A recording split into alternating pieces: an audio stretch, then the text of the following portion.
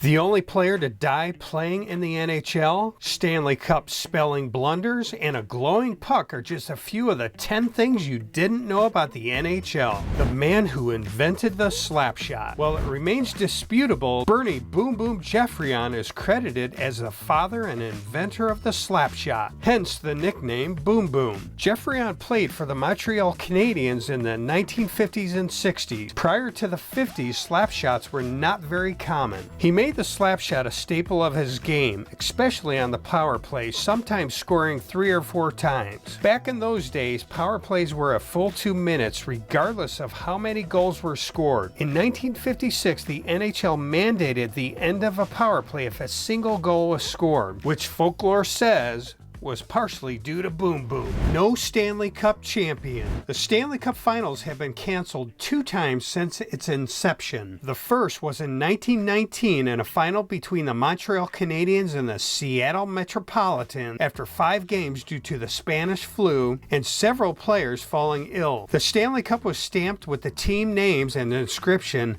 "Series not completed." The second time was when the entire 2004-2005 season was canceled, when the NHL owners locked out players after 2 years of failed negotiation. Ownership wanted a hard salary cap and players felt otherwise. This was the first North American pro sports league to wipe out an entire season over a labor impasse. That's sad.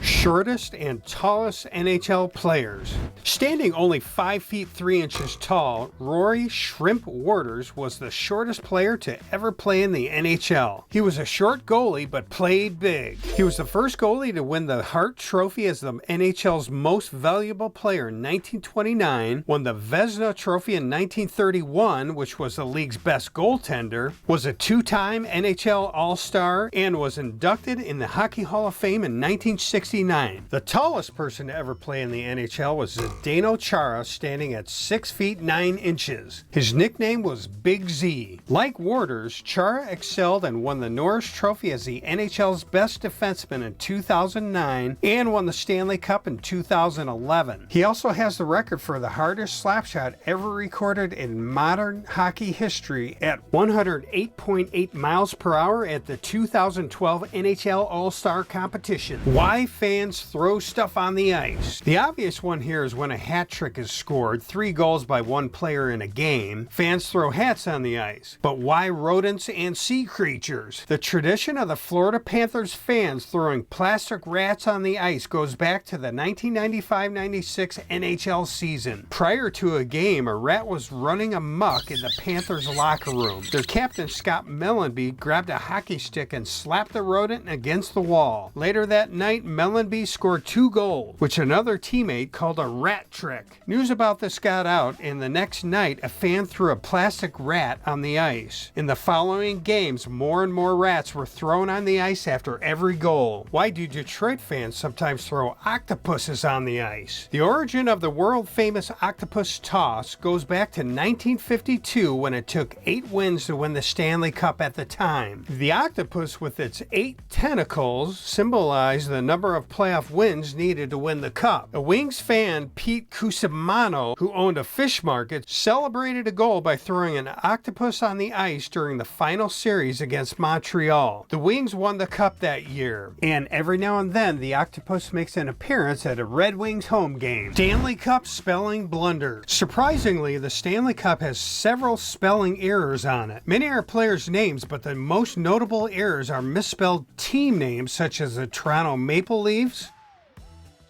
the Boston Bruins, and the New York Islanders.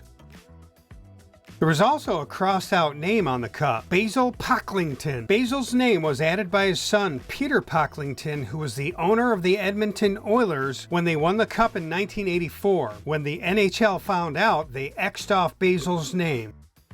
There are a few naughty things on the cup, too, in the words of a classic Seinfeld episode. Do you see it? You're naughty.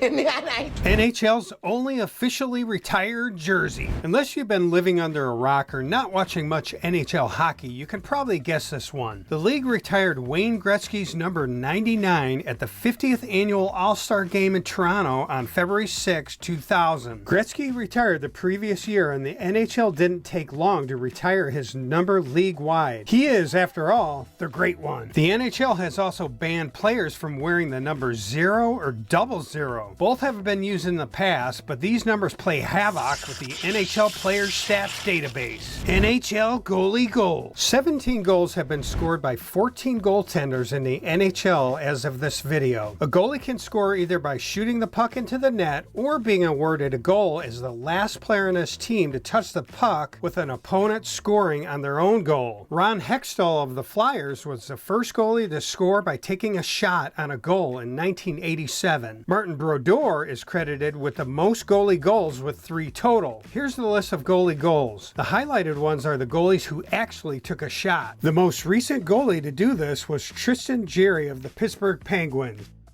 The only player to die in a game. Bill Masterton of the Minnesota North Stars is the only player in NHL history to die as a direct result of an on-ice incident. In a game on January 13, 1968, when most players did not wear helmets, a helmetless Masterton collided with 2 Oakland Seals defenders and fell back and hit his head on the ice. He died in the hospital 30 hours later without ever regaining consciousness after the incident. It took the NHL over a decade to start mandating helmets for new players entering the league in 1979. The Bill Masterton Memorial Trophy was created in 1968 and is presented annually to the NHL player who best exemplifies the qualities of perseverance, sportsmanship, and dedication to hockey. First female NHL player. Manon Rhéaume is a Canadian former ice hockey goaltender. She achieved a number of historic firsts during her hockey career. In 1992, she tried out for the Tampa Bay Lightning, the first time a woman tried out for an NHL team. In 1993, she played 1 period in an NHL preseason game against the Blues, allowing 2 goals and 9 shots. She also appeared in another preseason game against the Bruins that year. She was also a goaltender in the 2022 NHL All-Star Breakaway Challenge. FoxTrax Hockey Puck. The FoxTrax glowing hockey puck was used in NHL games from 1996 to 1998. I won't get into all the technical stuff, but basically it was a glowing puck intended to help TV viewers visually follow the puck on the ice. There was a blue glow around the puck as it was passed around, but when it was shot and reached high speeds, the puck emitted a red tail. Here's a few clips.